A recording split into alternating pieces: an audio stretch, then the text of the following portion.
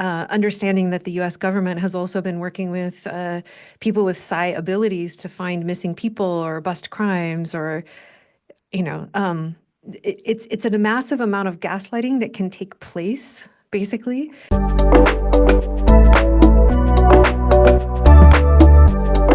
Hello, everyone. I am Claudiu Murgan, the host of the Spiritual Inspired podcast. Welcome back to a new episode. I want to remind you that you can visit us on Gnostic TV, YouTube, and spiritualinspired.ca for older episodes. Also, recently, I launched my personal store, soulawakeningstore.com, where you're going to find all my books, some apparel and mugs, and also you can book energy sessions with me. Now, I want to introduce you today's guest, which is Dr. Amy Albright. Dr. Amy, thank you for joining me. It's a pleasure. I'm excited for the conversation. Yes, and I would like to start with a warm-up question. What's so special about your brain signature? I heard so much about it. Oh, I'm kind of blushing that that's true. So there's a few different ways we can look at it. One is in terms of coherence. So coherence is kind of like the synchrony or the symphony of the brain. So I have coherence across all the waves of my entire brain at a level that's very, very precise. So that can be very intense as far as my ability to perceive and experience as a sensitive being, but it's also part of how I can serve is by being so finely calibrated in that way, let's say. And then also I have unusually high alpha. So my waves of alpha are very high. So instead of like little lake waves lapping on the shore, it's more of like tsunami. And that's true with my eyes open and my eyes closed. So, and just for reference, the alpha waves are typically what happens with many decades of meditation. It really grows. And so there's that. And then I also have a really, really strong parietal cortex. So that's a lot of where the intuition comes from inside of brain. So it's not exclusively that, of course, but I have very strong parietal function. So there's that. And then I would say also my capacity to regulate my own neurological state. So I think that started before I found neurofeedback therapy and my colleague, Dr. Drew. But I would say that it has increased because essentially part of what neurofeedback therapy does is teaches us how to regulate our neurological state, not just when we're doing training during a session, but in between. And so I have a precise capacity to regulate my own neurology that is different than what most people have. So beautiful. And I know that both Dr. Joe Dispenza and Greg Braden talk a lot about the heart-mind or heart-brain coherence. Have you worked with any one of them to go deeper into this type of study? Not with Dr. Joe Dispenza or Greg Braden directly, but we have been studying it in our own laboratory and basing off of a lot of really robust literature that comes out of the major research institutes like Harvard and Stanford. So we're essentially conducting our own studies and making quite measured and precise changes inside of the neurology of folks. So rather than putting a whole bunch of people in a room and having them experience something that might entrain their brain to a certain frequency, we are very precisely bringing their brain to that frequency via a learning method that their brain can then find the way back on its own. So it's a different version of talking about neurosciences and spirituality. Yeah, interesting. And your work bridges ancient energy healing techniques with cutting-edge neurotechnology. How do you see these two worlds complementing and enhancing one another? Yeah, I mean, inside of my training as a doctor of Chinese medicine, and Dr. Drew Pearson is also a doctor of Chinese medicine, we understand that basically the hologram of all of our reality, right? Like we understand ourselves to be a part of the cosmos, part of all of creation. The bridge between earth and heaven is literally how it's taught in Chinese medicine. And then we understand ourselves to be systems. Like this isn't oh, there's this little biochemical and it does this and then that creates this. It's like how all of the meridians and how the totality of this person's experience comes together to form how their biology is working. So their emotions, their spiritual path, everything is all tied together. And I would say that within the neurosciences, the way that we approach it is very much the same as far as it's full systems. So we're not just like dissecting the ideas of neurosciences and kind of being reductionistic. And I think a lot of people who are really rigorous inside of neurosciences are often atheists or don't really have a depth of spiritual practice or a frame for being a cosmonaut, let's say, or being an explorer of this space. And for us, for both myself and my colleague, we deeply, that's our primary inspiration, is to understand how consciousness works, and then also to be able to provide deep leveraged change for people's neurologies and whole beings to be able to move into wisdom and leadership and intuition and consciousness traits for a better reality. So just even the way that we frame the way that we're looking at the brain, and then how we work with the brain, we tend to have a lot more styles and modalities of working directly with the neurology than even other people that are directly in somewhat similar fields, because of our framing, because of our perspective. We're not, the majority of people working in neurosciences or in neurofeedback therapy are working on pathology, and we're working on the potentiality. Mhm. Yes, and you mentioned keywords, Chinese medicine and holistic view of the body and individual. How do your colleagues from the other side of the aisle perceive what you are doing, especially that you mentioned they are kind of stuck in a box? Yeah, I think that it's interesting. I started my studies of neurosciences about 30 years ago as an undergrad. And at that time, it was, we didn't even believe in neuroplasticity yet as a field. Right. And so just as a benchmark and like a little flagged plant for people, it's like science is usually completely wrong and we just don't realize the ways that it's wrong. It's also right at the same time in so many ways. But it's important just to remember that science is not God. So back in that day when we didn't believe in neuroplasticity and it was quite reductionistic and just a different time here on Earth, I would say that anybody that would talk about this would be an absolute heretic within I'll say the church of science, right? Like the ways that these universities and kind of the flavor of the ways that we've started to think about the human body in the last maybe 100 years or 75 years. And I would say now there's actually a growing number. There was a conference at Harvard that my colleague attended. I was not able to attend, and it was filled with neuroscientists from quite high pedigrees like Cornell and Harvard and all the big names. And they were discussing consciousness. Because I think even though it doesn't really make sense, like there's either two main approaches historically. One is that consciousness lives in the brain, and if we understand the brain, we understand consciousness. And that's all there is to it, right? And it's more of like a perceptual awareness rather than like a sentient heartbeat of oneness, right? Or let's just not think about it. Like that's, I think, another really common scientific approach. Like, let's not ask those sorts of questions. Let's just figure out what this little structure does, or measure the response time in humans or rats when we do this or that to the brain or this or that to their perception. So I think it's an interesting time where all humans are being, I'll say, forced in some ways, or perhaps we could use the word invited to open up their perceptual awareness, whether they want to or not, because there's a lot of somewhat cataclysmic or like massive changes happening that are, I would say, COVID onward, requiring that we create a new frame. Yes. And might be another option, the third one, where the brain is just the tool to interpret the consciousness, which is the energy field around us. And we just pull out the information from the consciousness field when we need it, when, let's say, God allows us at the right time to pull it in. Yeah, and that's much more along the lines of what we have our footing in, is something like that. And also, though, that we are, there's probably also some sort of signaling that we're creating outward.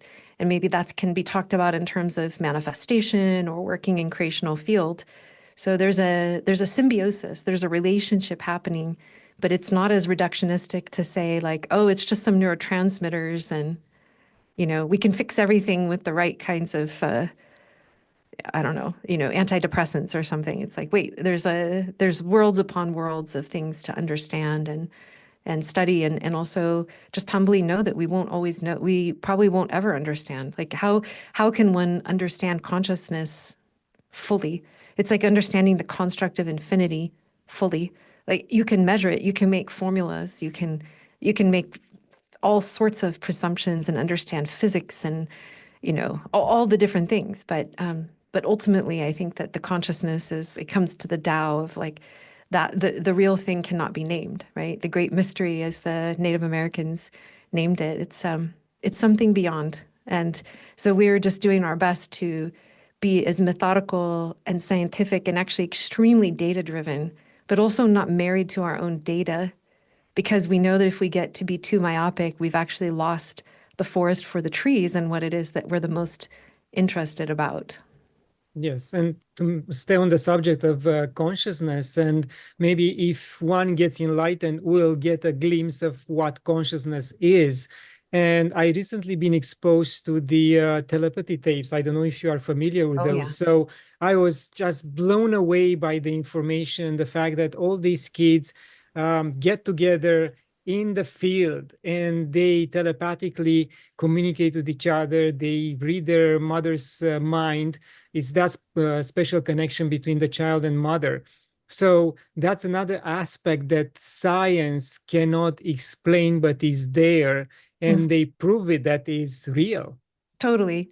I mean, if we want to understand consciousness, we have to keep on myth busting, because ultimately, inside of whatever consciousness we're in, there's more information to be perceived outside of this current sphere of awareness. So, until recently, maybe a lot of people would say UAPs are not real. Well, then finally the government comes out, right? And it's been this big conspiracy theory and all of this stuff up to that point. But then there are people that can summon and who have had very in-depth exchanges, not just like, a little flash in the sky, but something really incredible that has changed their life with these other intelligences. And so I think, understanding that the US government has also been working with people with psi abilities to find missing people or bust crimes or, you know, um, it's a massive amount of gaslighting that can take place, basically, that says none of this is real. I recently heard something, I'm forgetting the name of it now, but there was a podcast that was produced by, and it had, I think, about a half dozen people from NASA. And they were saying that if there's a myth busting, anti, whatever the topic is happening in the media, there's probably a special ops department of the government that is studying it and or completely knows about it. And kind of based on the UAP conversation and all of that. And these are physicists who are reverse engineering and figuring out things based on the UAP and all of that they have actually, worked with directly, right? So I just feel like that this is it's an interesting time. I don't know about you, I've been on this journey for 30 years, 32 years probably. And so in the beginning, we were the weird ones, right? We were the out there ones. And then now it's like, science is, starting to catch up, right? And people are starting to, as I call it, come out of the closet and really talk about what's been happening or what they've known, but maybe they've been afraid to speak to. So good for you, by the way, for having a podcast to help disseminate more and more information and a show that helps to disseminate more and more information about all of this. Yes, I'm doing my best. And even touching on history, if you'd have told anyone that Hitler didn't kill himself and he was extracted from Germany and shipped to Argentina, no one would have believed you. Again, you're a cuckoo. But now, the archive documents came to light and they don't know what to say. So now we are on the next, conspiracy theory, and they will say no, and then we have to wait for the documents to show up. Yeah, I think that at any point in time, if we pray to the God of science and to logic, and to whatever people in perceived positions of authority are saying, rather than our own sense of things or just knowing that there's a mystery, then we've shut ourselves off to the understanding of what's really going on. And I don't have any opinion about the Hitler piece, but I wouldn't be surprised. It's like it's Yeah. a past You know, surprises. many people view intuition and science as opposites. How do you personally Mm. define intuitive wisdom, and what role does it play in a data-driven society? Yeah, thank you for that. That's such a good question. I would say that intuition is our epigenetics. It comes in our bodies. It's our birthright. People tend to think of it again historically as weird or woo. There are still a lot of people who think that it's only for the cool kids. Oh, I didn't get that. Other people get that, you know.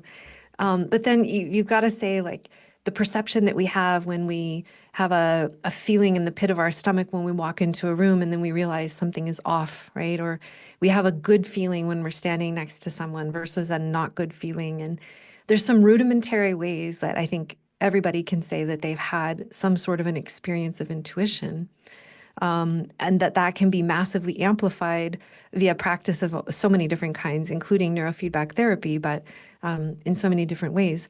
And I would say that intuition is that, like you were saying earlier, that perceptual awareness that we're utilizing the brain and we're utilizing our sense organs, our body as a massive interconnected, not a meat bag. It's a sacred holy temple of interconnection to the all that is, right? So if we're tuning that instrument and we're perceiving and having awareness, and we learn to build trust and really work with this incredible skill set of intuition, that is there for us all the time. And that's, you know, our ancestors had to figure out where was the herd, or when is the storm coming, and they didn't have science. And the ones that were better at it, oh, I feel something weird. Oh, there's a snake there. Wow, I'm so glad I paused before I stepped into that bush, right? It's like those are the ones that survived to be Yes. able to procreate. So, and then I would say science as we know it, you know, kind of has that history of like burning at the stake anybody that doesn't necessarily believe what the narrow confines of science are saying in that moment. And I don't know if that's literal or metaphorical in many cases, but definitely as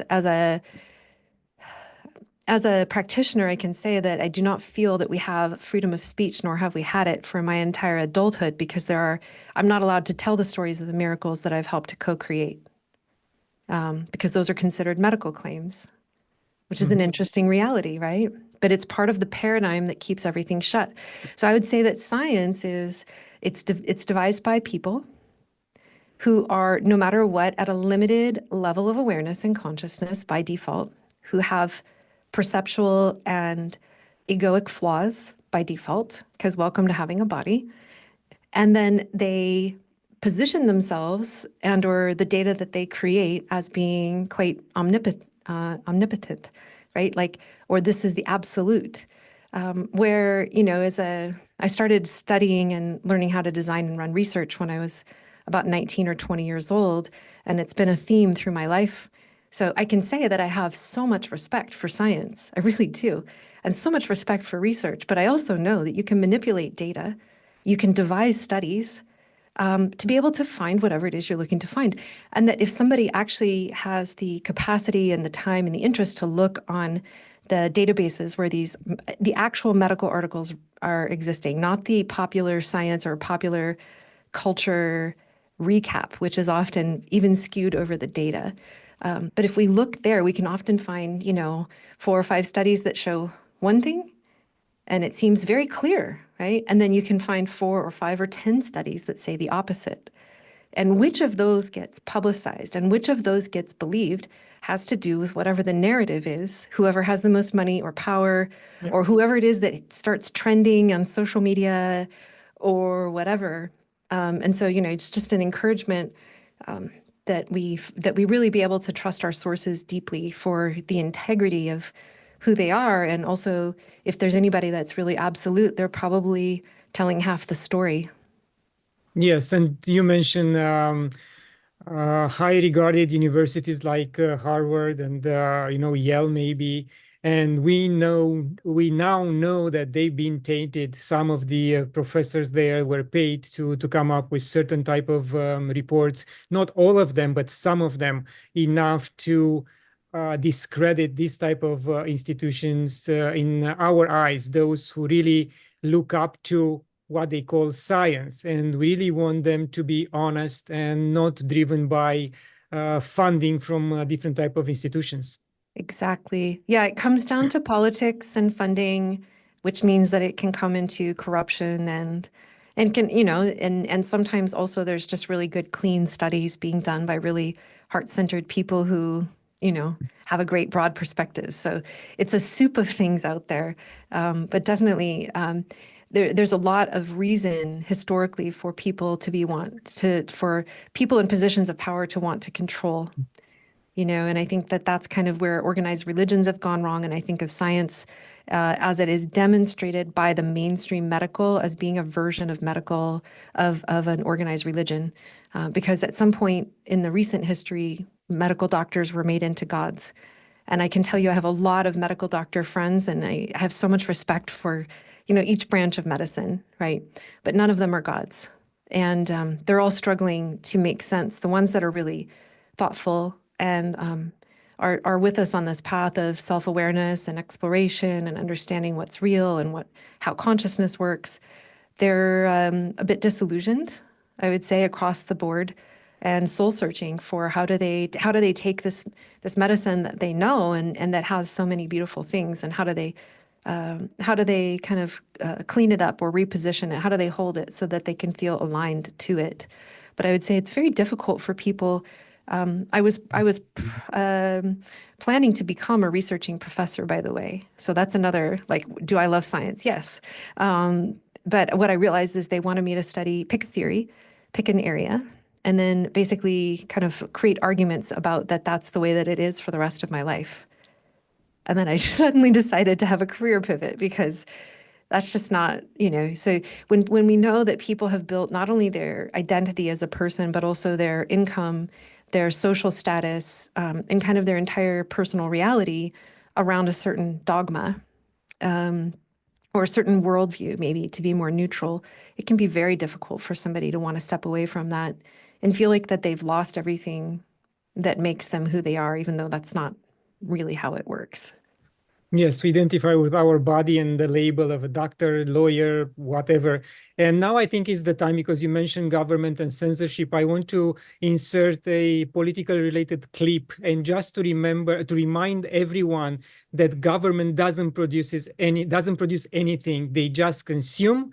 And in fact, their only purpose in life is to stay in power. That's it. For those who still don't understand what's the purpose of the government.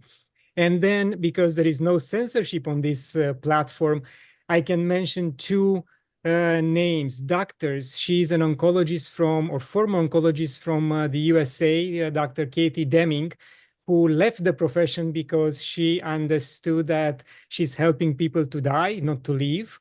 Mm-hmm. And then there is another doctor, Dr. Anna Maria Mihalcha. She's a nanotechnology expert, and she's working right now with a Nikola Tesla related technology, and she's amazed with the effects of what this technology can do.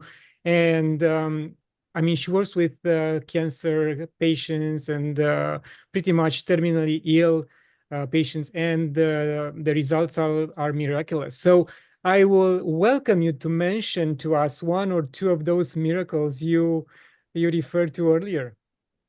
Oh, yeah, absolutely. I mean, again, talking about intuition as a birthright, I used to think that I had a really big sense of creativity. And then when I graduated from school and I began my private practice, I started to know things about these strangers, these patients that were coming to me. And because I'm a doctor, or they didn't offer a doctorate. So I was a practitioner of Chinese medicine back then, because that was all I could, licensed practitioner. And I could ask a stranger anything I wanted. And I could, because I had the license to be able to lay hands on their body, to touch them, I started to work inside of a different perceptual field. And I didn't know that I had the ability to do that. So For instance, there was a little girl patient that I had, and she was born without one of the ventricles of her heart, one of the sections of the four quadrants of the heart. And she, at the first day of her life, had a reconstructive surgery. And they did their best to make a heart that would last her for a while. But they knew she needed another surgery at some point around age 2 or 3. So when I met her, she was about that age. And she was absolutely purple in her lips, in her nail beds. And I could hear her breathing across the room. She looked very, limp, like just kind of lifeless in certain ways. And it was explained to me that she wasn't a candidate for this reconstructive surgery because she was too weak. So she was literally dying. She was suffocating to death, right, with this purple cyanosis showing that she wasn't getting enough oxygen. So I knew it's like there's nothing in Chinese medicine. I mean, she's missing a ventricle of her heart. I mean, maybe I can build her up over some time, but this doesn't seem like, this little angel of a child. Like, let's get her well. So I had her sitting on the edge of my treatment table with her little feet dangling over the edge. And I put one hand on the front of her chest and one hand on the back of her chest. And I dropped into this state that I am able to access. And I want to say issued or emitted, I'm not sure, decreed a deep, deep prayer. And my sense was I heard like a roll of thunder. And I knew it wasn't in the room, by the way, but I heard something really audible, which later I didn't even know. Like, this isn't normal, right? Like this, even back then, it's like, what just happened? And then I took my hands off of her and I looked at her, and she's looking at me like, innocently. And I'm like, oh my God, she's going to be okay. I don't even know what just happened, but I know she's going to be okay. And so the mom is looking at me like, all right, so do whatever it is you're going to do. And so I'm like, oh, okay. So I did some acupressure, I sent her on her way so the mom could feel like I didn't feel like she was open to the fuller conversation about what had just happened. And her grandma actually brought her in with the mom a couple of weeks later. And the little girl brought me a piece of art, little construction paper, caterpillar. Actually, it was so cute. I still have it all these years later. And she was bouncing up and down, not purple on the hands, not purple on the nails, and full of life. And the mom was mad. She was like really angry. What did you do to my child? I'm like, oh, she looks awesome. What do you mean? What did I do? This looks amazing. Well, she's hyperactive now and she's jumping off the side of the couch and running around and screaming. And I'm like, what did she do before? She laid around and watched princess movies. And I'm like, right, well, welcome to having a toddler. She's been waiting for a few years to play. And I think we should just celebrate that she's going to play and be a good candidate for the surgery that she needs. And so then the grandma was like really apologetic. She totally got the whole thing. But these are the kind of things that it was literally my first 6 months of practice, maybe 8 months of practice, that these sorts of things were happening. And but there are all kinds of things that we as doctors can get together and talk about, but that we're almost afraid to put in writing about what we know. And that's a laying on of hands. So maybe not every clinician has that available to them. And I understand that, like they don't feel that they have that access point. But there are supplements and things that we know. There are treatments and modalities that we know. And we also know that then our colleagues, if they end up disappeared and all of their files, all of their computers, everything gone. And so this is there's been people that have spoken out about vaccines. There's been and if you get public enough and you end up with the medical mafia after you, it's a big deal. It's a big deal. Yes, unfortunately. And I know in Canada, I mentioned multiple times on this podcast that I know doctors, or in fact, naturopaths who gave up their license here in Ontario because procedures that worked very well for the patients were taken away just for that reason, because they were Oh, yeah. effective. So these guys said, you know what, there is no point in continuing if I don't have the right tools to heal my patients. And they created private membership associations and they took a different route to heal their patients.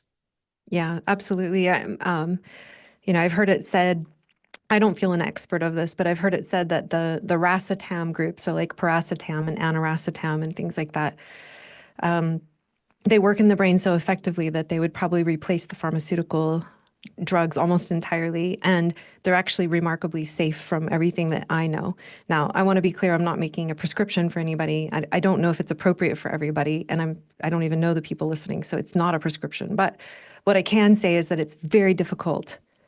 So when I want to buy paracetam, I have to ask amongst the inner circle of people that can find that have found a recent supply of it, because it will disappear. They'll shut the companies down, and then the same people will open up with a different name, and continue to carry on bringing, what they feel is medicine to the people. So it's not something that I'm actively prescribing, because it's very hard to keep hands on, and we don't end up needing it as a part of our work much. But just as a case in point of like, yeah, it can be extremely difficult to practice the fullness of medicine, and also even just in the idea sharing with colleagues, it can be challenging.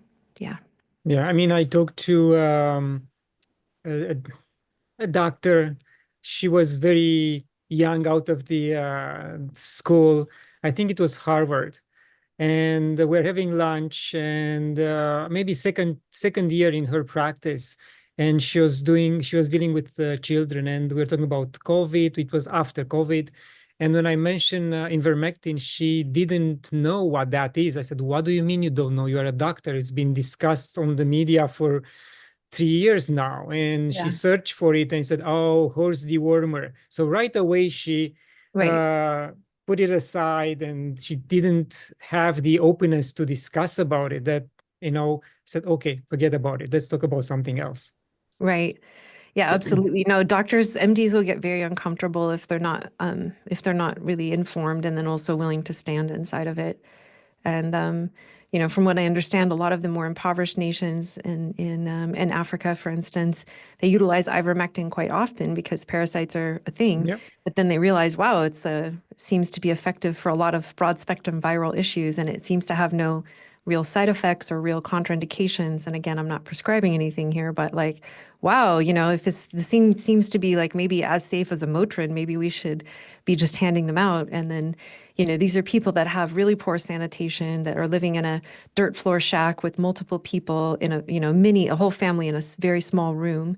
And somehow their death and survival rates for COVID ended up quite different than what we would expect based on logical reasoning. And so, yeah, I think that all of that is extremely fascinating, for sure. And I think that right now it seems like in our history that this is a time where the truth is coming out. We're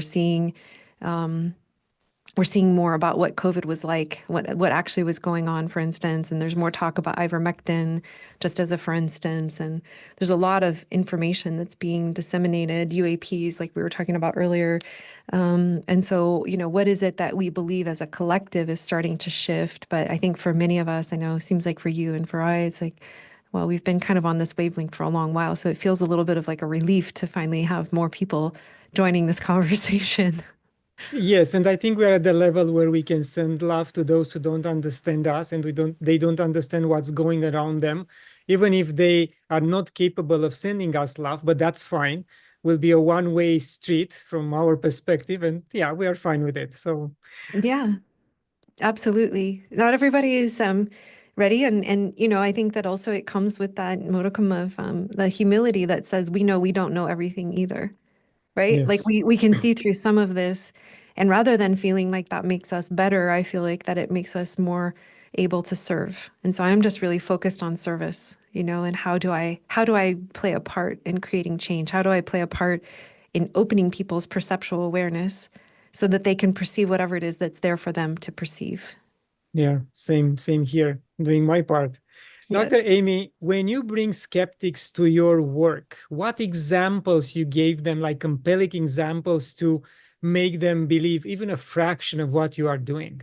Yeah, it's such a good question. First off, I used to be a hardcore skeptic. I was an atheist studying neurosciences when I had a first spiritual awakening at age 18. So, just for perspective, I often just do my best to, potentially, if it's helpful, relate and just be able to make peace with their skeptic, because skepticism is a part of, like, let's say, the healthy immune system that has us not fall victim to cult-like behaviors and things like that. The other thing that I do, if I'm honest, is I go heavy on the neuroscience. So this podcast, your conversation is going to be broad and we can go everywhere. But if I know that I'm working with skeptics, then I just start to talk about the EEG studies of people's brains that we've worked on, the before and after results, talking about that we can get a 40% change, which I don't talk about on every channel, by the way, but we often get a 40% change in someone's brain function as verified by an EEG from a Thursday to a Monday on one of our on-site intensives. It's a massive amount of change. And then people will say, well, doesn't it all just go away? And it's like, no, how neuroplasticity works, now that we believe in it collectively, we can talk about it, we studied it more, is that it actually grows in over time. And so people's change ends up increasing. And this isn't every aspect of someone's brain, but everything, we can focus in on 2 or 3 areas that really are going to make a huge difference for them for everything that they're wanting. Maybe it's being able to step out of depression or sleep problems, but maybe it's also better leadership skills, better relationship skills. And all of these things have, neurological functions, electrical, we can predict and understand what's going on for somebody in the electricity of their brain, and so I just go really heavy on the neurosciences. Or I can also I'm an executive coach and strategic advisor because I utilize my intuition not just for healing individual people, but whole systems of people or organizations. So I'll just start talking data about how I've scaled different businesses and things like that. But I prefer to shift them out of their defensiveness as quickly as possible because they don't really want to relate to people and communicate in terms of like a brag sheet. Mhm. It's not really my desire. My desire is to find their heart and to have them feel safe to be in their heart. And then we can have a more diverse conversation that includes data, but includes, them as well. Beautiful. And from my experience, there are kind of two components to healing. And if you heal the emotional, of course, the physical healing will follow. But there are instances where, miracles, when you heal the physical first, but you still have to follow up with the emotional and the psychological. Otherwise, the problem might come back. Am I correct? Yeah, I would say so. It's not something that was directly taught at the level that I now understand it. In Chinese medicine school, there's definitely an emotional component or emotions that are associated with different functions or organs in the body. But I would say that I really realized that mind, body, and spirit are one. They're not interconnected. And so how I describe that is imagine H2O, and if you have physical form, it's ice, solidified form, right? And if you have the emotion form, that's the liquid, right? And we often have had water represented as emotion throughout time in different traditions. And then if it's vapor, that's like the spirit. But either way, we're working with H2O, right? And so it's just a matter of which form it's in. And coming to the spiritual and emotional healing, I think, is always the gift that we can uncover. Sometimes things will seem, like you said, miraculously resolve on the physical level, but it's pretty rare that it doesn't recur then, I think, at that point. And to be able to glean the riches, like rather than approach the body from the point of view of that it's misbehaving, or it clearly has it's a deficiency in some sort of medication, right? Or it's a deficiency in some particular nutrient. Yes, that can be true. I mean, the nutrient one, I'm sort of tongue in cheek about the deficiency of a medication. But I feel like we can look to nutrition, but often the body can self-regulate with far less of a certain substance. Let me bring an example to that. So some people will say, oh, well, this person is clearly having a serotonin deficiency. And it's like, well, if their neurology is more electrically tuned, it doesn't require as much serotonin fuel. The same way that if we have a high efficiency fuel car, we don't need as much fuel in the tank in order to drive a further distance, right? So the calibration of our efficiency as beings comes to the coherence of our brain, to the coherence of our organ and energy systems. And ultimately, this is where we can find that coherent, that resonance, that real healing that can emanate out, and where we take what once felt like pathology or pain or suffering in the body and turn it into the richest of gifts, because that's really what the invitation is. And it's important that we listen for that, I think. Yes, and could also be a second chance from God saying, okay, you got healed physically. Now you have to go on the emotional side, get closer to me, because I have a mission for you, and you have to be calibrated, as you said. That's right. That's right. And sometimes, and this is, I humbly say all of this from the point of view of suffered in the past from Lyme disease, chronic fatigue, ovarian cysts, like you name it, a long laundry list of things, right? And I know that each of those things has presented to me the challenge of up-leveling. And when I energetically, vibrationally, mentally, emotionally up-level, then those things tend to just spontaneously resolve. And I'm Yes. not, so so yes, I can in the meantime prescribe supplements to myself, or I can, do certain things. And I'm not saying that I am irreverent or irrespectful of like the physiological needs, right? I'm still getting blood tests. I'm actually very, very much attending to myself. But I want to always remember that I don't want to fall into the trap of thinking that I'm just some machine that is malfunctioning. Indeed, yes. Dr. Amy, I would like to touch on your sacred 3-night neuro group retreat. Sounds interesting. Oh, yeah. We actually have not been offering that one as much lately. What we love to do is to be able to provide an environment where there's a lot of ritual, Again, I love bringing together neurosciences with the deeply spiritual. So even in our 5-day retreat, we have a burning ritual where we, write down what we're letting go of and start a fire and like bring a lot of energy. And there's drumming and, not every time, depends on if the group is into it. But, being able to create an environment where we're working within, let's say, the energy of alchemy, and also knowing that we can touch into the neurology and really change things. So for that retreat, for the 3-day, we typically utilize the Sensei headset, which is readily available, and we can work with more people at one time. Versus if we are having people for the 5-day intensive, we utilize extremely, extremely high touch equipment that often on a hardware software level, the research institutes and the government don't have. And it's not something that can be, we have to have a 1-for-1. A doctor is observing kind of every moment of that treatment. So it's a much smaller group for those. Yeah. Yeah, interesting.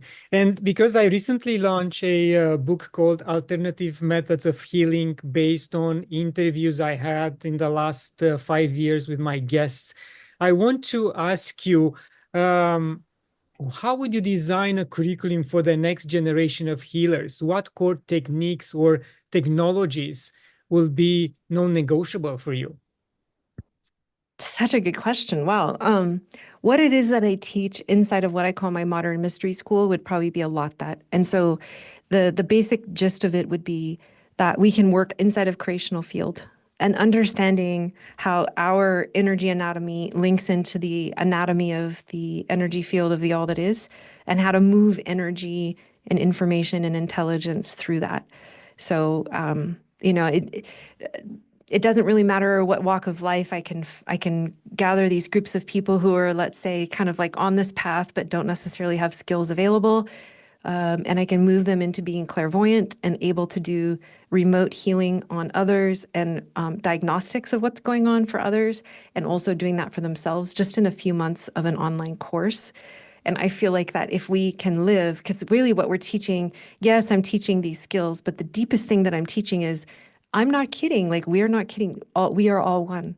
And this creational field thing is working all of the time. And it's different. It's more powerful than manifestation.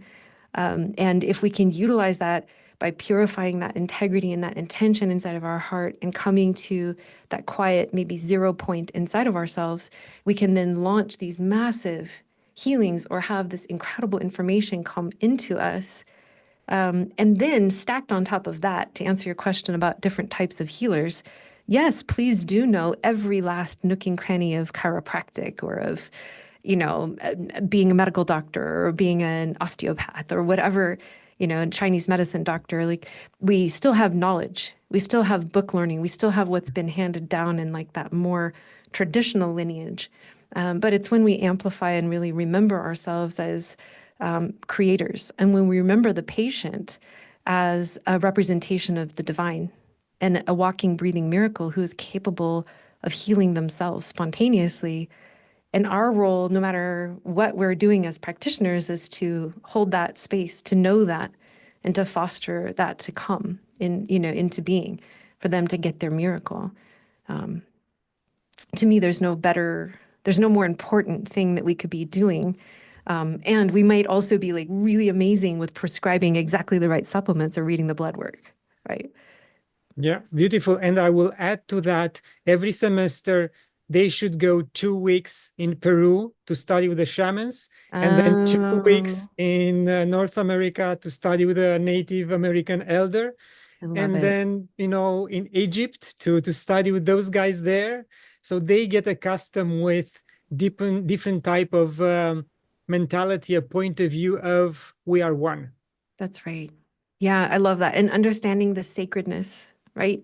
These indigenous or ancient traditions often they still have that in it. It's our spirituality or our connection to God isn't like something that's transient only when in the state of prayer or meditation or when we go to church on Sunday. It's there all of the time. And it's woven through their entire cosmology. So I love that. I love that. Is yes, please, they should study as much of that as possible. I'm so grateful. Actually, my soon after my first spiritual awakening, I ended up studying ways of healing and indigenous rites of passage and all kinds of things like that in an academic level.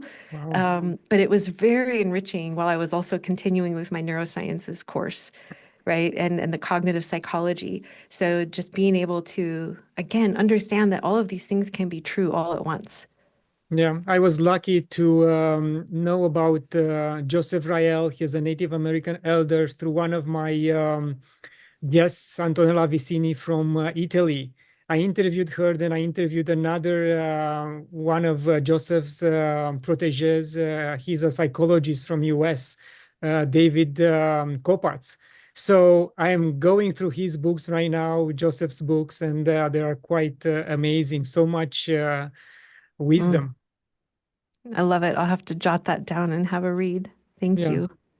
Dr. Amy, if you have the chance to invite three guests to dinner from anywhere in the world, from let's say recent history, who those three guests would be? Um, this is such a these are the hardest questions for me. It's like, what's your favorite movie? Oh, what's your favorite food? The three guests. I might say like Carlos Castaneda, the Dalai Lama, who would be the great counter or balance point for all of that. And then maybe a skeptic. Okay, because and this is part of my sense of humor and my wiring. What I love is to be able to bring or let's say somebody that's new to all of this conversation. That might be easier. So what I love to do is to be able to guide and be with and create an energy field that is so powerful that it creates transformation and to be able to watch the look of wonder on someone's face as their paradigms are shattered again and again.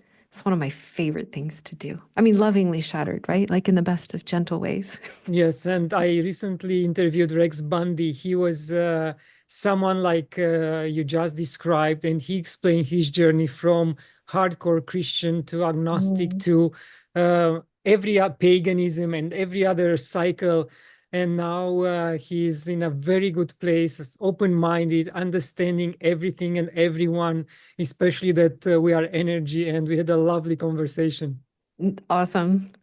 Awesome. I love it. Dr. Amy, what's your perception of God? Mm. I come back to that the God which can be named is not the real God, right? Using the word Tao, like a substitute for the word Tao. Um, I, I so the languaging is not going to be accurate by default. I would say that it is a sense or a presence that is omnipotent, and always creating order, even if it looks like chaos, always creating rhythm, even if it looks like there's no meaning or sense of order to it. So there's that. And also a unified field of love. And I think of it not as, definitely not like a guy sitting in clouds, like you're hearing that. For sure. And it's definitely also this, it's the ability, or the, not the ability, the presence that weaves together the time and the space, the lifetimes, the dimensions, and has the holographic representation of us in the whole cosmos and the cosmos in us. Like it's the creator of something that is incomprehensible, just like the concept of infinity is incomprehensible. We can study it, but we'll never understand it. And there's that, it's that divine force that is that whole field, and that also created that whole field and is witnessing itself inside of that whole field all at once. Beautiful. Thank you very much. And because we are close to the end of our interview, any final words? No, I just think it's really fun to be in this conversation. And I always like to invite that we can understand so much about where we've been by looking at the brain. We can understand so much of how we experience reality through that. And any perceptual awareness or state of transcendence or state of grief or any state that we've ever been in maps to the electricity of the brain, but that we are obviously so much more than that. And for people, I feel like that you are inspiring others for them to continue to find the merging of the mystical and the scientific, the practical and the infinite. Right. And to find that and let that land inside of their lives and see less division and more of the unity and live that in their own being. That is, in my estimation, what brings peace. And that is real wisdom. Thank you very much. So in other words, everyone stay sharp, stay aware, love yourself, love everyone around you, and be blessed. That's right. Yeah. Thank you very much for your presence today. Oh, you're welcome. Thank you. Thank you. And to my viewers, thank you for watching. Share it, leave a comment. Visit us on spiritualinspired.ca, my store, soulawakeningstore.com. And until next time, love and gratitude.